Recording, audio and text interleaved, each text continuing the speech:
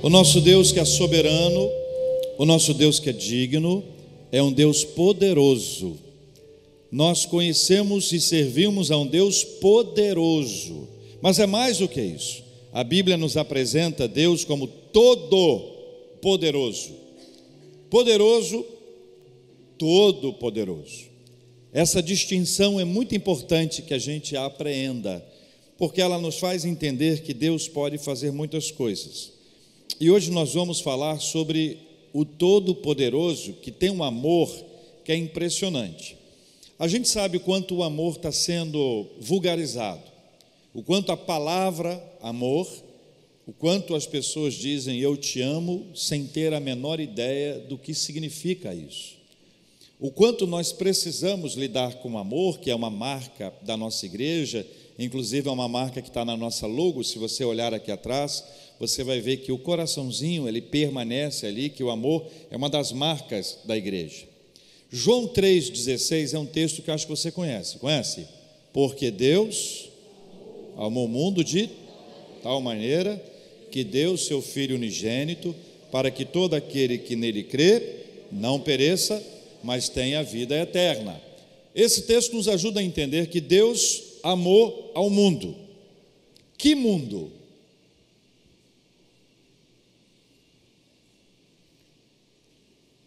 A Bíblia diz que o mundo jaz em quem? No maligno. Jesus amou os não amáveis, Jesus amou os que nem o conheciam, Jesus ama os que ainda não o conhecem. O amor de Jesus é algo absolutamente extraordinário. Esse texto de João faz referência ao amor de Deus. O amor de Deus pelo mundo, de tal forma que deu o seu Filho unigênito, o seu único Filho. O entendimento de que esta ação de Deus foi por amor, deve nos fazer pensar que amor é esse, que extraordinário amor é esse, que não é apenas uma palavra, tampouco é um sentimento, é algo que envolve atitude. Amor envolve atitude. Vamos ler o texto bíblico. Isaías 45, versículos de 1 a 7, por favor. Assim diz o Senhor ao seu ungido. Quem é esse ungido? Ciro, a quem tomo pela mão direita, para quê, irmãos? Abater as nações ante a sua face, e para descingir os lombos dos reis, e para abrir diante deles, ou dele, as portas que não se fecharão. Versículo 2: eu irei adiante de ti, endireitarei os caminhos tortuosos, quebrarei as portas de bronze, despedaçarei as trancas de ferro, dar-te-ei os tesouros escondidos e as riquezas encobertas. Para quê, irmãos? Para que saibas que eu sou o Senhor, o Deus de Israel, que te chama pelo teu nome. Versículo 4, muita atenção. Por amor do meu servo Jacó e de Israel, meu escolhido, eu te chamei pelo teu nome e te pus o sobrenome, ainda que não me conheces. Eu sou o Senhor e não há outro. Além de mim não há Deus. Eu te cingirei, ainda que não me conheces, para que se saiba até o nascente do sol e até o poente, que além de mim não há outro. Eu sou o Senhor e não há outro. Eu formo a luz e crio as trevas. Eu faço a paz e crio o mal. Eu, o Senhor, faço todas estas coisas. O povo de Deus estava aprisionado, mais uma vez, sob o domínio da poderosa Babilônia. A liberdade, a saída, a solução não viria pelas vias normais. Não seria possível deixar a prisão, a escravidão, ou este tipo de imposição que aí estava, pelas vias normais. Não era possível dizer, vamos enfrentar o inimigo. Não era possível dizer, vamos criar uma estratégia, vamos criar aqui uma ação diferente, que não foi feita até hoje, e vamos sair daqui e seremos vitoriosos. Essa era uma hipótese que não ocorria, porque ela não seria viável. A hipótese de vencer pelos seus próprios méritos, pela sua própria força, estratégia, habilidade, inteligência, criatividade ou qualquer outra coisa era nula. E exatamente numa hora em que esta solução não aparece pelas vias normais, é possível que nós nos lembremos de alguém que pode fazer todas as coisas. Isso é interessante, meus irmãos, porque Deus resolveu fazer uma coisa completamente diferente. Deus inaugurou nessa experiência do povo de Israel uma solução que era inviável, era uma alternativa não pensada. Deus decide usar uma pessoa que não o servia, que não o conhecia, que não o adorava, que não estava diante de Deus. Deus instaura uma solução totalmente diferente, inédita, nova para o povo de Deus.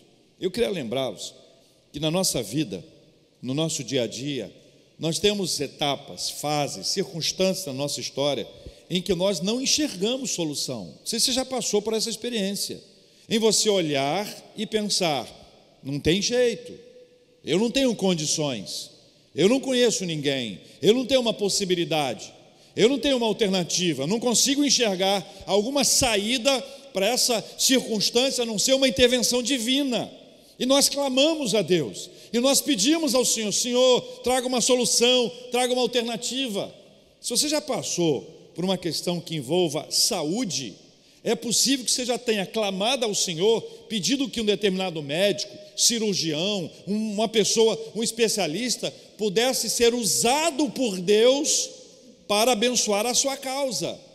Quando nós pensamos em segurança, nós estamos clamando ao Senhor que Ele mande os policiais e que eles façam um trabalho extraordinário, independente se eles são cristãos ou não.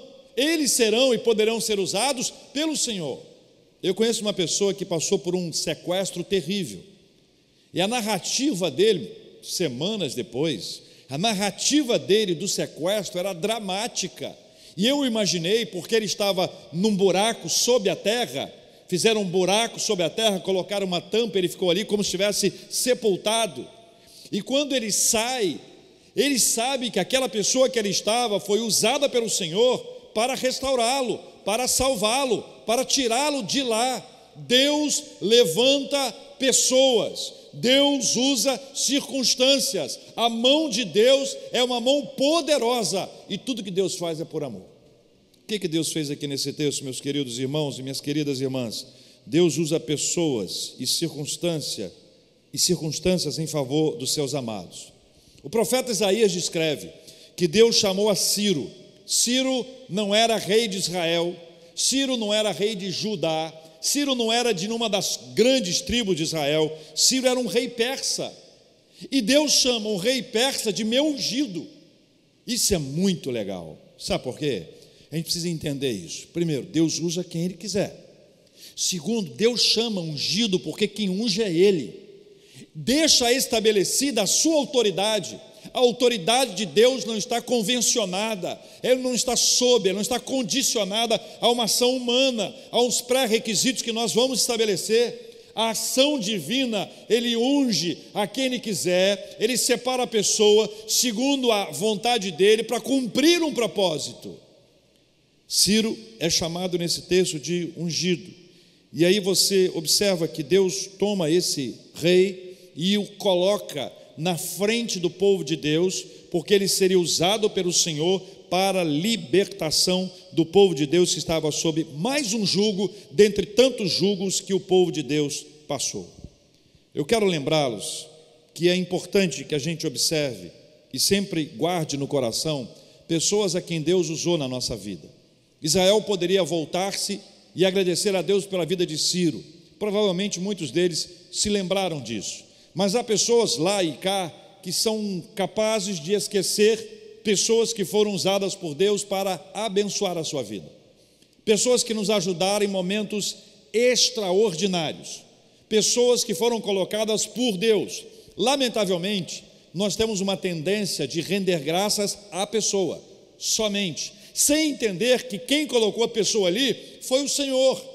É o mesmo raciocínio de um sermão biográfico, de uma palestra biográfica. Nós tomamos a história de uma pessoa da Bíblia E aqui eu me lembro, por exemplo, de Josué. E Josué era isso, Josué fez aquilo outro, e Josué, e a gente coloca a pessoa num lugar em que ela não estava. Deus usou Josué, Deus abençoou a sua vida. O máximo da alegria de Josué em receber um reconhecimento era dizer: Deus usou a sua vida para liderar o povo no momento extraordinário.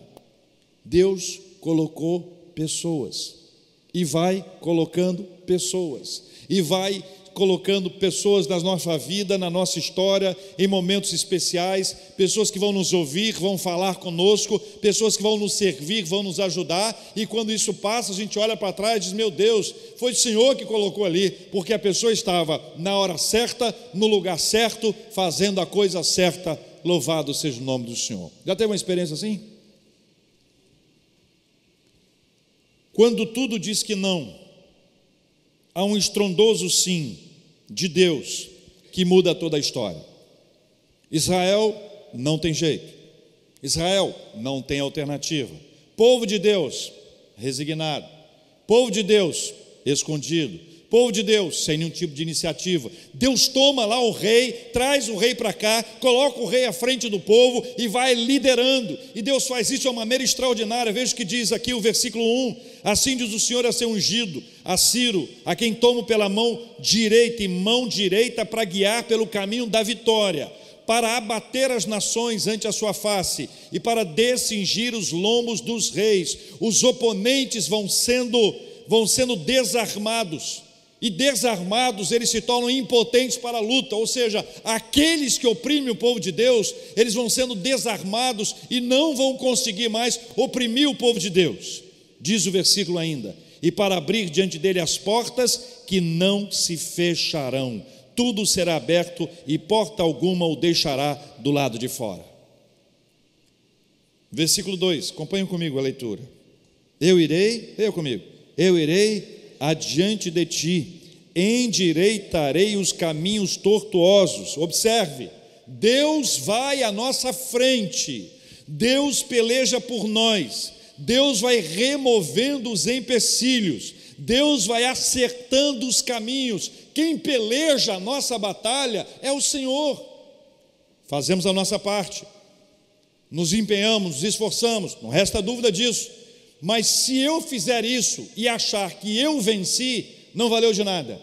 É por isso que às vezes Deus nos deixa numa circunstância em que nós temos convicção de que foi Ele que fez. Não tem jeito. Se o Senhor não tivesse comigo, eu não teria conquistado aquilo outro, porque o Senhor é que deu a vitória. Deus peleja por nós. Esse poderoso Deus, Ele vai à nossa frente, Ele vai adiante de nós, Ele vai desarmando, Ele vai endireitando, Ele vai abrindo as portas que não se fecharão. Quando Deus vai à nossa frente, não há o que temer. Não há o que temer. Eu já orei com alguns irmãos uma oração que fizeram comigo, e eu fiquei muito atordoado no dia que a pessoa fez comigo. O pastor me ligou, um amigo, pastor Batista, ele me disse: JR, Deus é Senhor também do centro cirúrgico. Eu não queria ir para o centro cirúrgico. Eu não gostei daquela frase, centro cirúrgico associada a Deus. Mas passa aquele primeiro impacto e você vai se lembrando dessa realidade maravilhosa, que antes que você entre por aquela maca meio assim, antes de você entrar por aquela maca, quando as portas se abrem e você entra, e as portas se fecham, e as pessoas que você conhece ficam do lado de fora, o Senhor já foi, o Senhor já está lá. Quando a gente tem que tomar uma decisão importante, uma batalha na nossa vida, o Senhor está à nossa frente. Antes de abrir um envelope que tem um exame, antes de abrir, o Senhor está ali. Não há o que temer quando Deus está diante de nós, porque Ele é capaz de usar qualquer pessoa para abençoar a nossa vida, se esta for a vontade dEle. Nada pode impedir a ação do Senhor, meus irmãos e minhas queridas irmãs, nada pode. Diz ainda o texto bíblico: quebrarei as portas de bronze e despedaçarei as trancas de ferro. Alguns comentaristas dizem que essa pode ser uma alusão ao registro do historiador Heródoto aos 100 portões de bronze supostamente encontrados no reino da Babilônia. E a questão é óbvia: nada e ninguém pode deter a ação de Deus. Irmãos, isso é uma questão de fé, mas também a nossa fé é baseada nas Escrituras. Nós cremos porque está escrito, nós cremos porque a Bíblia nos diz isso, e a realidade que a Bíblia diz, olha, nada pode deter o povo de Deus, nada pode deter aqueles que servem ao Senhor, nada pode nos deter, se Deus estiver à nossa frente. E faço essa ressalva aqui, para não imaginarmos que qualquer coisa será vitória, conquistas, e vamos estar arrebentando. Não, não é isso não, somente se Deus estiver diante de nós, porque há muitos que infelizmente se colocam em primeiro lugar e depois pedem ajuda de Deus. As portas vão sendo abertas pela graça do Senhor. Versículo 3, leia comigo: dar-te-ei os tesouros escondidos e as riquezas encobertas, cuidadosamente armazenados e guardados para ele levar, para ser levado. Aquilo estava reservado. Olha o que diz ainda a palavra do nosso Deus sobre esse assunto no versículo 3: dar-te-ei os tesouros escondidos e as riquezas encobertas, para quê? Para que saibas que eu sou o Senhor, o Deus de Israel, que te chama pelo teu nome. Tudo fez Deus de uma maneira que o nome dele é glorificado. O nome dele, para que o nome dele seja glorificado, para que o nome dele seja glorificado. Essa é a vontade do Senhor. Toda a nossa ação, toda a ação de Deus é para a glória dele, não para a nossa glória. Nunca é para dizermos, vencemos, conquistamos, realizamos, mas para nós reafirmarmos que ele fez e darmos glória a Deus. Glória a Deus pelo que ele fez. Reconhecermos a mão do Senhor que nos conduziu ao longo de todo o trajeto da nossa existência. Deus é capaz de nos dar a bênção maravilhosa, não uma perspectiva triunfalista, de só vitória. É só conversar um pouquinho que a gente sabe que não é só vitória. Não dá para ficar com o discurso de que não tem problema, não tem vitória. Isso não existe biblicamente. Jesus falou que no mundo nós teremos o que, meus irmãos? Aflição, e alguns aflição tem nome. A pessoa que me aflige, fulano. E outra pessoa que te aflige, Beltrano. A gente tem nome, tem circunstâncias, tem momentos, tem fases na nossa vida que nós sabemos o que é aflição. Não há como dizer para as pessoas, numa perspectiva triunfalista, que nós não enfrentaremos em momento algum dificuldade. O que nós podemos afirmar é que Deus nunca nos abandona. Ele vai à nossa frente e nós vamos atrás dele, como uma caminhada, sabe? Você que já foi a algum lugar e que você teve que fazer uma caminhada, que você passou por um lugar que estava com mato e alguém foi na frente com a facão e abrindo, fazendo aquela picada, e você foi andando e você não conhece o lugar, o guia está ali e o guia vai na sua frente, o guia vira para a direita e você vira para a direita, o guia vira para a esquerda, você vira para a esquerda, você confia que o guia está te levando para um lugar adequado. O Senhor vai adiante de nós. Nós nunca vamos deixar o guia para trás. E aí, meus irmãos, o versículo 4 nos diz que tudo Deus fez por um motivo singular: amor. Tudo isso Deus fez por amor. Olha o que diz o versículo 4, leia comigo: por amor do meu servo Jacó e de Israel, meu escolhido, eu te chamei pelo teu nome e te pus o sobrenome, ainda que não me... Fico impressionado com essas duas coisas aqui, e faço esse destaque objetivo. Primeiro, por amor. O amor é uma doação, o amor é uma atitude, o amor é uma entrega. É tão bonito ver como Deus nos ama, e a gente às vezes fica com um discurso para Deus, com Deus, dialogando com Deus, dizendo que nós o amamos, mas não fazemos nada. Eu não estou generalizando, não. Eu estou só colocando isso num tamanho macro. Se Deus demonstra o amor dele com atitudes, não seria lógico que eu e você demonstrássemos o nosso amor a ele com atitudes? Por que as palavras bastam? Por que as palavras são simplesmente apresentadas como se elas fossem finitas ou suficientes nessa história? A segunda coisa que eu vejo impressiona nesse versículo 4 é que este amor era ainda por pessoas que não conhecem, ainda que não me conheces. E eu fico muito impressionado com esse amor de Deus. Deus me amou antes de eu nascer. Vou dar para vocês um exemplo simples e objetivo. Angelina, que trabalha conosco na igreja, muito amada aqui entre nós, ela e Marcos estão grávidos. E eles estão grávidos de um menino. Eles acham que é um só, eu acho que tem 2, mas é uma surpresa para o próximo dia aí. O Henrique já tem nome. O Henrique tem pai e mãe, o Henrique tem casa, tem berço, o Henrique tem quarto. Henrique, nome lindo, Henrique. Henrique já é amado, mas Henrique nasceu. Você já viu o Henrique? Já encontrou com o Henrique? Já bateu? Henrique, jogou bola com o Henrique, falou com ele sobre jogos, tocou alguma música para o Henrique? O Henrique, a gente não conhece o Henrique ainda, a gente não sabe como é que ele vai ser, a gente não tem as características dele, mas ele já é amado. Deus já ama o Henrique antes do Henrique nascer. Deus amou você antes de você nascer. Olha, a lógica é o seguinte, olha, se Deus amou você antes de você nascer, Deus amou você porque Ele ama você, não porque você fez alguma coisa bonitinha para Ele. Qualquer coisa que nós façamos para Deus é gratidão, não é para que Deus nos ame. Você não tem que conquistar o amor de Deus, o amor de Deus é que te conquistou. O amor de Deus que se revelou a você, e esse amor de Deus nos constrange, esse amor de Deus nos leva a amá-lo ainda mais, esse amor de Deus nos leva a querer servi-lo e a mostrar com a nossa atitude o nosso amor por Ele. Jesus é o amor personificado. Jesus se revela de uma forma especial. E veja o que diz o versículo 6. Para que se saiba, até ao nascente do sol e até ao poente. O que significa isso geograficamente?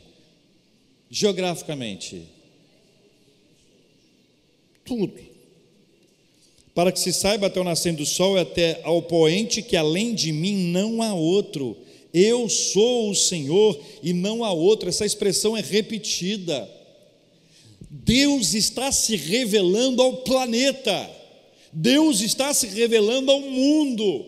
Todas as vezes que Deus se revela, não é apenas para o meu conhecimento parcial, ou particular, ou pessoal. Deus está se revelando ao planeta.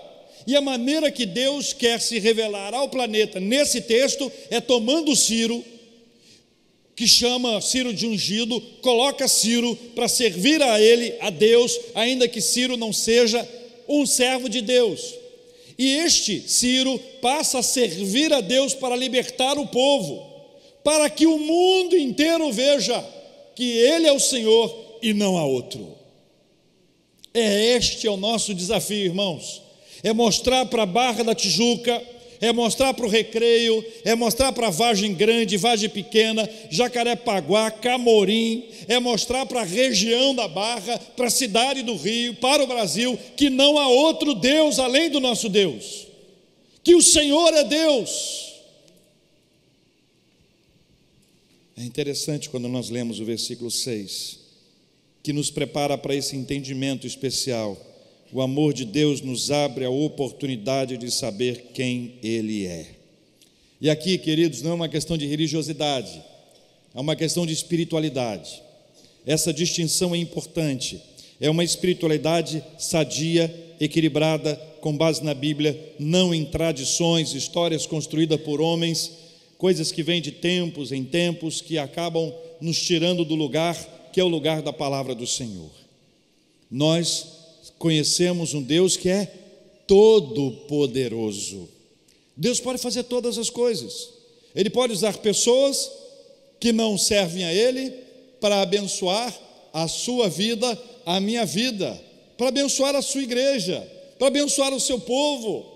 Ele vai se revelando como aquele que nos ama. E Ele demonstra o amor, não apenas nos diz eu te amo, mas Ele demonstra o amor, Ele abre portas, Ele derruba barreiras, Ele aplana os caminhos tortuosos, Ele abre portas, Ele não deixa que portas nos impeçam de avançar. O Senhor é Deus e não há outro Deus, e nós devemos vivenciar essa realidade em todo o tempo da nossa vida. Seja opção 1, não tem jeito. não vemos alternativas, não tem saída, nós cremos, Deus pode se revelar de maneira extraordinária e usar alguém para isso. Opção 2, há chance, temos alternativas, mas não sabemos se Deus está nisso. E nós vamos orar e vamos pedir: Senhor, venha adiante de nós. Nós não vamos dar nenhum passo antes que o Senhor nos diga o que fazer. Agora eu te pergunto, para encerrar, enquanto a banda está vindo para cá: como é que você sabe que Deus está falando com você? Olha para mim. Senhor, o que o Senhor quer que eu faça? Pergunta boa. Como é que você sabe que Deus está falando com você e que não é você que está falando? Que não é uma força das pessoas? Como é que você sabe? Davi estava numa cidade, ele estava nesse período lutando pelos filisteus e com os filisteus, junto, a favor dos filisteus. Estava fugido do reino.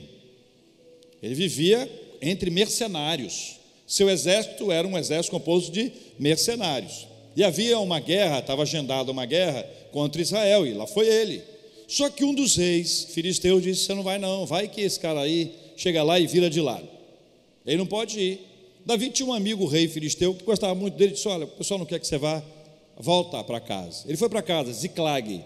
Chegou lá, Ziclag, a cidade estava destruída, fogo, incendiado. Os homens foram antes, roubaram os animais, levaram as mulheres, levaram os filhos, levaram tudo de bom que tinha lá e levaram. E chegaram lá, não tinha mais nada. O povo começou a chorar. Que povo? Os mercenários. Você já lidou com esse tipo de mentalidade? Mercenário é o seguinte, cara, é isso aí, você já entendeu. E aí as pessoas ficam bravas com ele, querem matá-lo. E a Bíblia diz que ele chorou até não aguentar mais. Chorou até não aguentar mais. A sua força foi embora. Ele buscou e não tinha mais forças. Quando as forças dele acabaram, lá no finalzinho da pilha, ele olha e se volta para o Senhor e pergunta: Senhor, se nós formos atrás deles, nós conseguiremos vencer? E Deus diz para ele assim: pode ir, vocês vão vencer. E aí ele levanta. Por quê? Por que ele levantou? Porque Deus falou com ele. Agora imagina ele dialogando com os mercenários. É o seguinte: nós temos um plano. Qual o plano? Deus disse que vai abrir as portas, Deus disse que vai dar a vitória. Eles saem. Só que quando eles vão chegar lá para a batalha, havia um rio que eles teriam que atravessar, e parte desses soldados estava cansados, eles não tinham forças, eles não tinham condições de avançar. Davi diz para eles: podem ficar aí, pode esperar, problema nenhum, nós vamos em frente. Eles atravessam o rio, cansados, atravessam o rio, encontram um egípcio que havia sido abandonado por aquele povo que invadiu Ziclag. E ali eles fazem um negócio curioso, muito interessante. Ele acolhe aquele egípcio. O egípcio diz assim: eu sei para onde eles foram, mas eu só conto se vocês me derem comida e prometer que não vão me matar. Eles deram comida, prometeram que não iam matar, não mataram. Ele diz para onde eles iriam. Eles chegaram lá e o exército estava lá. Eles ainda assim tinham que lutar. Deus disse que ia dar a vitória, mas eles teriam que fazer a parte deles. Sabe o que acontece quando eles chegam lá? Eles lutam do começo do dia ao final, da noite até o dia. Eles passam o tempo todo lutando, batalhando, mas conseguem a vitória. E quando eles voltam com as esposas, com os filhos, com os animais, com os despojos que ali estavam, antes de atravessar aquele rio mais uma vez, e aqueles soldados que não foram, que estavam cansados, ficaram do lado de lá, sabe o que acontece? Os que foram falam assim: ó Davi, vou fazer o seguinte, para esse povo que não veio, soldados que não vieram, manda para eles só as mulheres deles, filhos deles, mais nada. Os animais, os despojos ficam para nós é que lutamos. Muita gente pensa assim. Aí Davi, inspirado por Deus, traz uma definição que ela ficou corrente no meio do povo de Deus: nós não vencemos pela nossa força, foi o Senhor quem nos deu a vitória.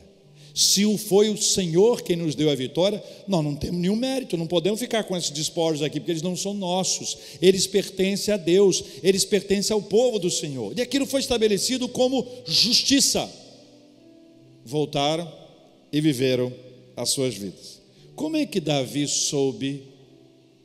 Naquela ocasião ele usou um instrumento chamado Urim e Tumim.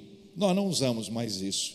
Hoje nós oramos, hoje nós abrimos a Bíblia, e quem fala conosco diretamente é o Deus Altíssimo, para dizer para a gente: vamos e vamos vencer. Não vamos, espera um pouco, não avança o sinal, espera mais um instante, Deus vai dar a solução, Deus vai dar uma resposta, Deus vai dar uma alternativa. Vamos aguardar a manifestação do Senhor, sem dar um passo sequer. Difícil.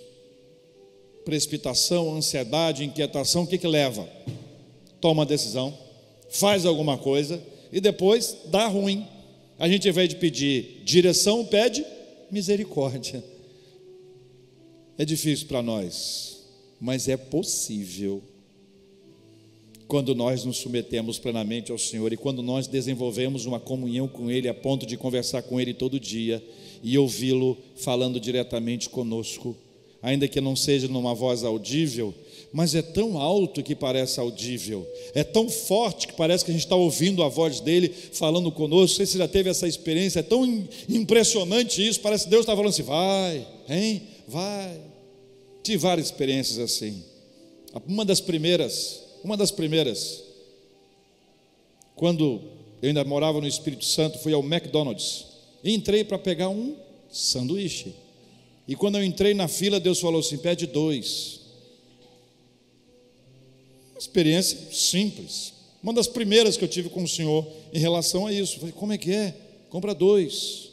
E eu ainda perguntei: de qual? Ó, né? Porque tem preço diferente, né? Eu comprei igual, comprei e embalei, né? Para viagem, saí do McDonald's. Deus só falou para comprar, não disse mais, eu fiquei esperando. Aí Deus falou comigo assim: olha para a direita. Eu olhei para a direita, tinha um cara lá sentado, entrega. Aí eu fui até o cara e falei: cara, talvez você não entenda, mas Deus falou comigo para comprar esse sanduíche, para trazer para você. Coma, mas lembre-se que foi Deus quem mandou trazer esse alimento para você. Essa experiência assim, eu tive muitas outras. Como é bom ouvir a voz de Deus, mas é perigoso quando a gente confunde. Vamos orar, irmãos. Senhor Deus e Pai, nós somos muito ansiosos, agitados, inquietos, precipitados.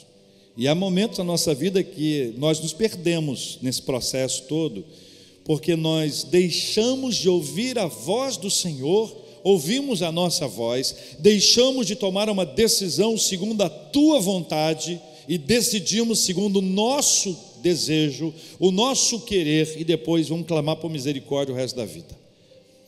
Por isso nós pedimos ao Senhor: vem, Senhor, vá adiante de nós. Usa quem o Senhor quiser, assírios espalhados pelo país, pessoas que ainda não servem ao Senhor, mas que serão tomadas pelo Senhor e usadas pelo Senhor para abençoar o Teu povo, para abençoar as nossas vidas. Nós estamos prontos para sermos abençoados, não queremos ser altivos, a ponto de achar que nós não precisamos da ajuda de ninguém. Longe de nós esse pensamento, Senhor. Nós dependemos do Senhor em todo o tempo da nossa vida. Vai adiante de nós, vai adiante de nós, vai adiante de nós. Nós faremos a nossa parte, mas nós seguiremos após o Senhor. Quem vai abrir os caminhos para a nossa viagem, o Senhor. Quem vai diante de nós e vai nos levar antes de nós chegarmos ao médico, o Senhor estará lá. Antes de nós chegarmos para uma negociação, o Senhor estará lá. Antes de nós chegarmos ao nosso trabalho, o Senhor estará lá. Antes de chegarmos à nossa escola, lá o Senhor estará. E nós vamos ver a mão do Senhor se manifestando na nossa vida, ouvindo a Tua voz, cumprindo a palavra do Senhor e dizendo para as pessoas que o Senhor fez isso por amor e que não há outro Deus. Ó Pai, É assim que nós oramos em nome de Jesus. Se você está aqui hoje, ainda em oração, não entregou ainda o seu coração para Jesus Cristo, e o Espírito Santo de Deus está ministrando ao seu coração, faça comigo uma simples oração. Senhor Deus, em nome de Jesus, eu reconheço que sou pecador, eu preciso da bênção do Senhor. Dirija os meus passos e toda a minha vida. Escreva o meu nome no livro da vida. Assim eu te peço, em nome de Jesus. Amém.